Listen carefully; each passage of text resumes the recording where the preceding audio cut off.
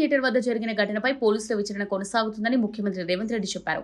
MIM నేత అక్బరుద్దీన్ ఓవైసీ మాట్లాడుతూ ఈ నెల 4న ఆర్టీసీ క్రాస్ రోడ్స్ లో సంధ్య థియేటర్ వద్ద జరిగిన తొక్కిసలాటలో ఒక మహిళ మృతి చెందగా బాలుడు తీవ్రంగా గాయపడి కోమాలో ఉన్నాడు. అసలేం జరిగిందో ప్రభుత్వం చెప్పాలని కోరారు.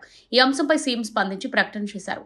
సంధ్య థియేటర్ కు వెళ్లేందుకు ఉన్నది ఒకటే దారి, రావద్దని పోలీసులు చెప్పినా లెక్క చేయకుండా అల్లు అర్జున్ వచ్చారని సీఎం తెలిపారు.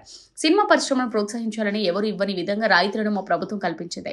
టికెట్ ధరల పెంపునకు బెనిఫిట్ షోలకు అనుమతి ఇచ్చింది. ఈ క్రమంలో ప్రజల ప్రాణాలు పోతుంటే కూడా వాళ్ళని ఏం అనొద్దంటారేంటి? Film star, super star, political stars హత్యలు చేసినా వాళ్ళను విచారించొద్దని మీరు చట్టం చేస్తానంటే అమలు చేస్తాం. బాబాసాహెబ్ అంబేద్కర్ ఇచ్చిన చట్టం ప్రకారం సంధ్య థియేటర్ ఘటనకు ప్రత్యక్షంగా పరోక్షంగా కారణమైన వాళ్ళపై కేసులు పెట్టి విచారించాల్సిందే.